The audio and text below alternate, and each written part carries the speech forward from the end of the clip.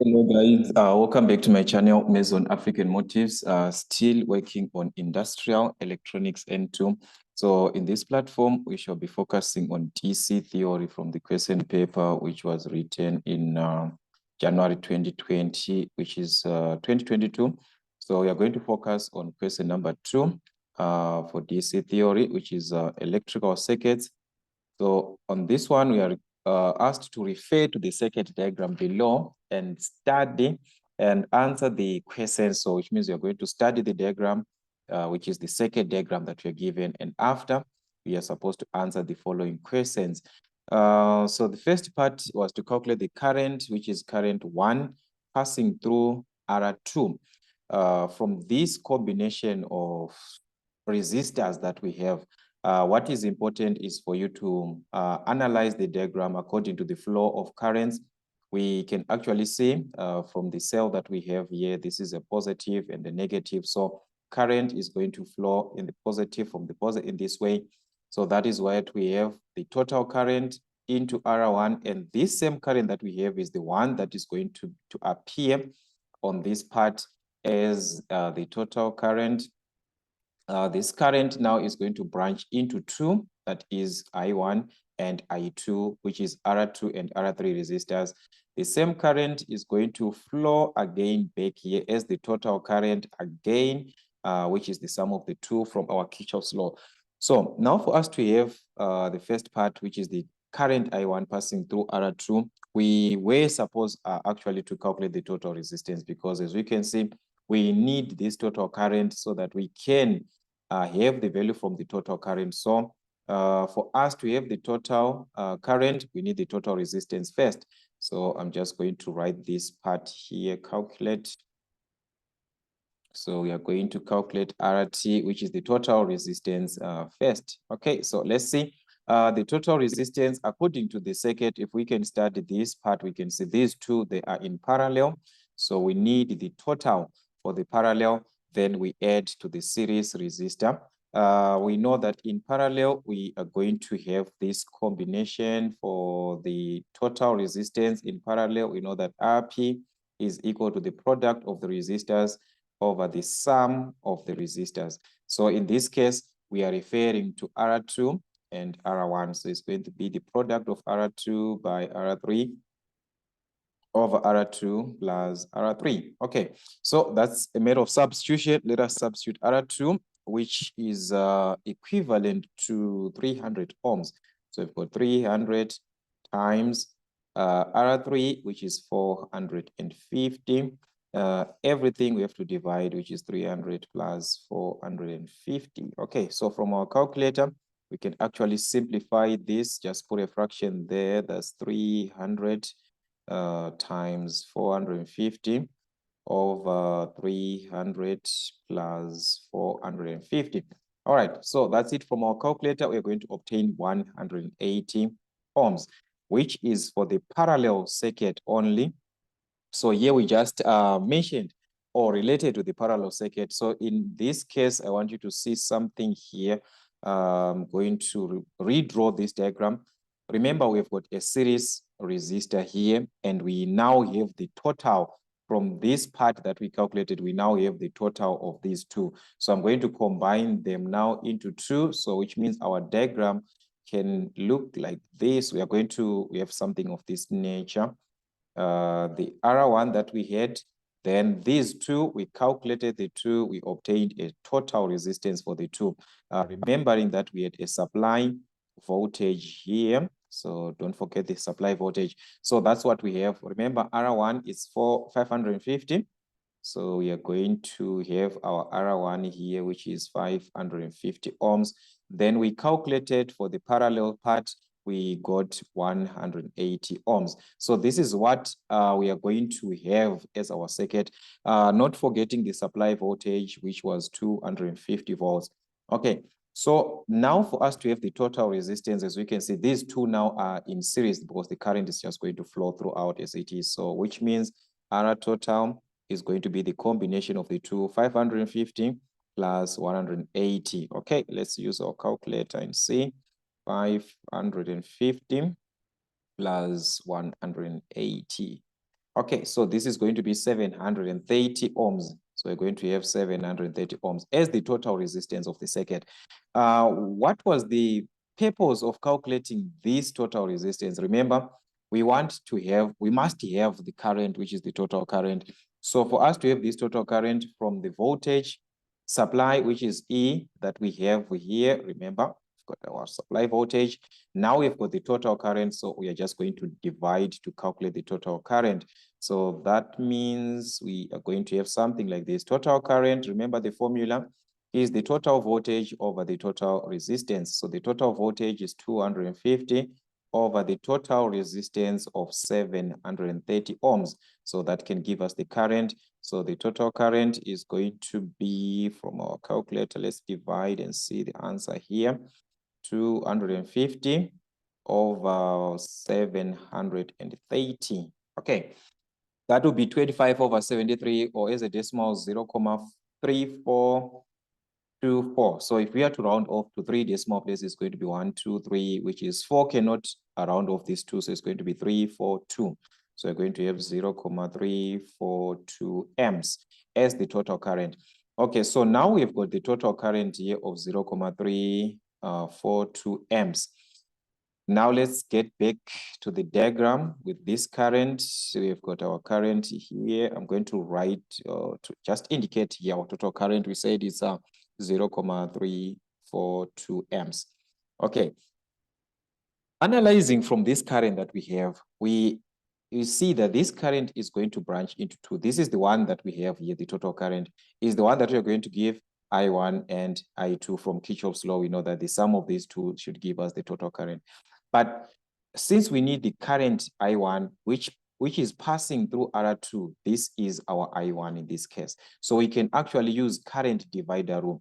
So from current divider rule, I want you to see this. We know that if we are to calculate I1 from current divider rule, we are supposed to use the opposite resistor. In this case, we are not working with R2. We are working with the opposite, which is R3. So this formula is going to be R3 over R2, which is R3 plus R2, times the total current now, which is the current which is being shared in this case by the 2 resistors. They are sharing IT. This total current is the one that is going to branch here and also to branch this side. So these 2 resistors, they are sharing this total current. So that means we can have our I1 as R3, which is the opposite, which is 450.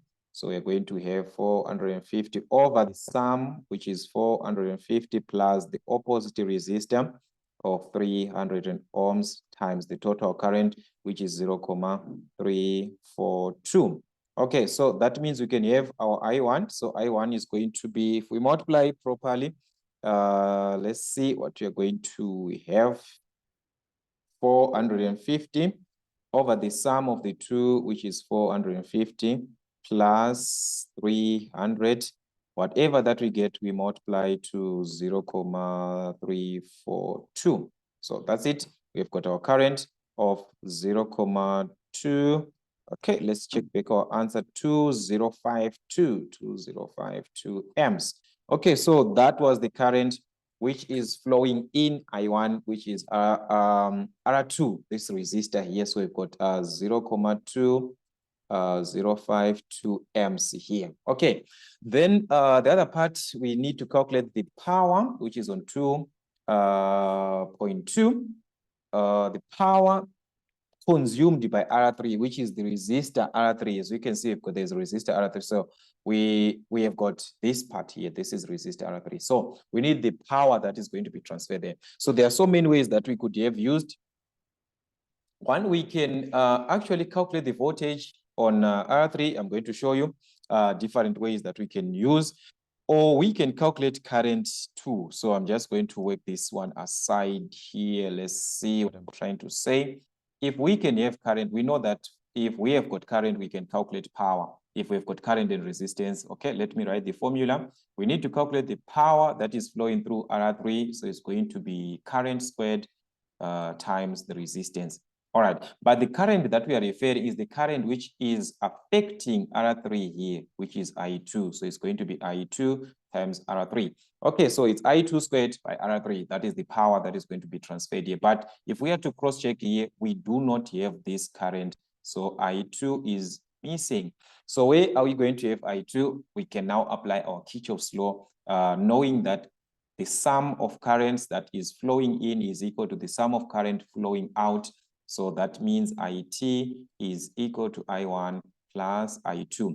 So IT, which is the total current we have got, which is 0.342, which is equal to I1. We calculated I1, we got 0.2052 plus I2. So to calculate I2, just going to transpose to the left-hand side is going to be minus 0.2052, which is equal to I1.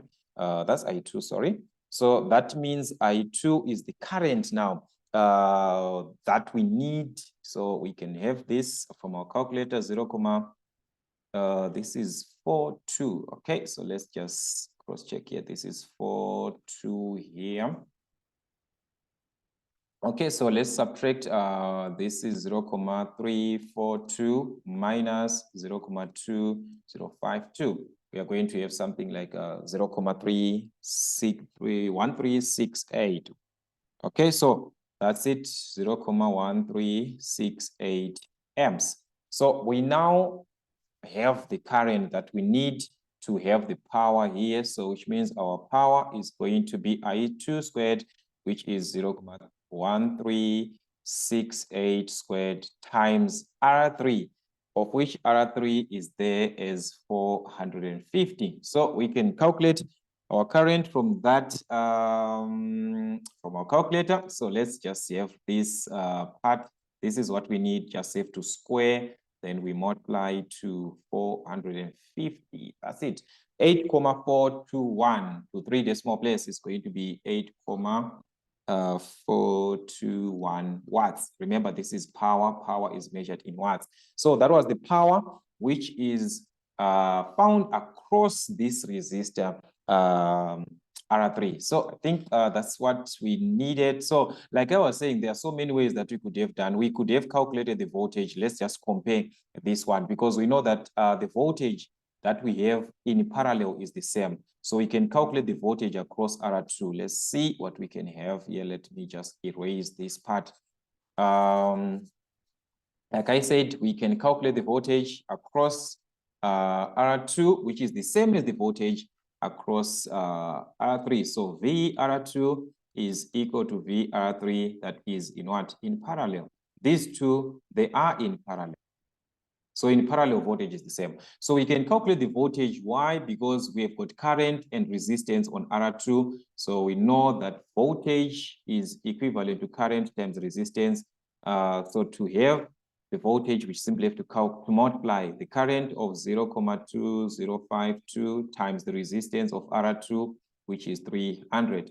Okay, so by this, we can have the voltage across R2. Okay, let's multiply the two and see what you're going to have. 0.2052 times 300. Okay, so if we multiply, we are going to have 61.56 watts. Volts, sorry, this is voltage. So we are going to have this as volts. So let's see, 61.56. So we've got 61.56 volts. So this is the voltage that we have across R2. And the same voltage is the one that we have across R3. So VR3 is the same as 61.56 volts. Why am I calculating voltage? If we have got voltage and resistance, we can calculate power. Remember power, there are so many formulas that we can use to calculate power. So now we need the power that is across R3. So if we have got voltage and resistance, power is equal to V squared over R, which is the voltage across resistor R3 divided by resistor R3, which is the one that we need. So therefore, voltage 61.56 squared over R3. R3 is 450 ohms. So we have to divide by 450, whatever that we have here. All right, so let's see. what we are going to have, we are going to divide the two. So just square this, divide by 450. Let's see if we are having the same answer. 8.421, just like what we got from the previous one. So this is the same thing, 8.421 watts, which is the same answer like the one that we obtained here. So there are so many ways, guys, that you can use to calculate power. I think we can choose the one that is best for you. 2.3, the power consumed by R2 if R1 is short-circuited. Okay, we are to have a short circuit here. All right, on R1. So R1 is now a short circuit. So what does it mean? It means we are going to have something of this nature. Let's see. Let me try to balance out this here. Okay, so I think we can actually win. I just hope so. All right, so I just hope we are going to win. All right, I think Boniface diagram is going to be fine. So let me have this. We said we are going to short circuit R1. So that means we are going to have a diagram like this. R1 is no longer there. We are not having this. That is what it means. We are no longer here. It's just like a straight line like that. So what are we going to have at the end is, I want you to see what is going to happen here. If this is just a straight line, the current is going to remain the same. The one that we obtained before, which was the total current, it is going to remain as it is, which means we are going to have the same current which was flowing here. Okay, so the current is going to be the same. Then these two resistors that we see, the two resistors, okay, that these two resistors, it's now a parallel circuit because we are going to have something like this. I want you to see, we are going to have something of this nature. This is what we are going to have at the end because it's now a short circuit. So this can actually be connected direct like this. We are no longer having that path. So it's just a normal connection like this. All right, taking advantage of the voltage of 250 volts that we have, that can actually allow us to calculate the power because we've got resistance, we've got our R2 here, we've got our R3 here. Okay, so yes, we can work with the current, but with the current, we are going to apply that current divider, which is going to be something else. So working with the voltage is actually the easiest way. This is 2.3. Okay, so working with the voltage is going to be this because we need the power that is consumed by R2. So we said power is equivalent to V squared over R. Remember, in parallel, guys, voltage is the same. So this voltage here is the same. 250 volts here is the same 250 volts there. That is now a parallel circuit if we are to short circuit this resistor. Okay, so we are going to have 450 squared over the resistor that is consumed by R2. R2 is 300 ohms. So we're going to divide by 300 ohms. So that's it, 450 divided by 300. 450 squared divided by 300, which is going to be 675 watts. So that's 675 watts for that moment that we have. This is 250. I'm so surprised about what am I having here. So this is 250, sorry for that. So this is 250 squared, the voltage, 250 over 300. So 250, this one over 300.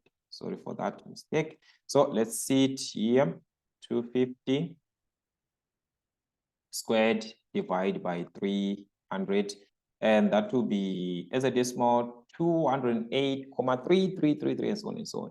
So that's 208,333 to 3 decimal place. You just round off to 3 decimal place, which is what. So like I said, there are so many ways that we could have used. Let's check the other part now, which is 2.4 on the last question on this DC. So on 2.4, the total current in the circuit, if R2 is open circuited. Okay, we are to open circuit R2. This is our R2 here. So we are now having an open circuit and we need to calculate the total current. Okay, our diagram is going to look like this. We are going to have 2.4. So which means R1 is now back. This is now back to life. We are now having this resistance. So now it's another question, this one. So R1 is going to remain as it is, this. Okay, but now R2 is open circuit, which means there's an open circuit here. There is no current that is going to flow on this one. It's now an open circuit like this. That is what the question is actually saying. All right, the voltage, everything as it was, is going to remain as it is. So at the end, we are going to see that the current is going to flow in this way from this R1 to this part. Here, there is nothing that is going to flow. So the current is going to flow direct to this resistor, direct. So it's now a series circuit. As we can see, the flow of current. So if it is a series circuit, we can actually, or we can easily redraw our diagram like this, having our R1 and our R3 in series like this. So that is what we are going to have at the end. Our diagram is going to look like this. All right. So that means here we're going to have our R1 as it is. Remember, our R1 was 550 ohms. This is what we have here, R1 550. R3, because R2 is no longer there. So we are working with R3 only, and R3 is 450. So we've got R3, which is 450 ohms. Okay, then from this part, the total current is going to remain here. The total current is going to flow in this direction with 250 volts as the supply. So the question is for us to calculate the total current. So that means we are supposed to have the total resistance first for the circuit. As we can see here, there is a change in the arrangement of resistors. They are now in series and we are now working with two resistors. So there's a need for you to have the total resistance first. In series, we know that the total resistance simply have to add the two. So RS is going to be R1 plus R3, which is 550 plus 450. If we have to add this, that's the 1,000, this one, right? Okay, 1,000 ohms as the total resistance, which is RS. So if we have the total resistance and we've got the total voltage, remember we say total current is equal to the total voltage over the total resistance. So we are going to have a voltage of 240 over 1,000. Okay, so that means we can actually divide this one, 250 divided by 1,000. So that is 1 over 4 or 0.25. So that's 0.25 amps. So that was the total current. Now, if we are to open circuit R2. So as you can see, it actually depends with the condition of the question that you're given. Like the first one, it was a short circuit. This time it's an open circuit. So as you are reading and analyzing the diagram that you're given, make sure to you apply the information correctly. So that's what we had, guys, from the DC field from this question paper, which was actually written in January 2022 from Maison African Motives. Till we meet again.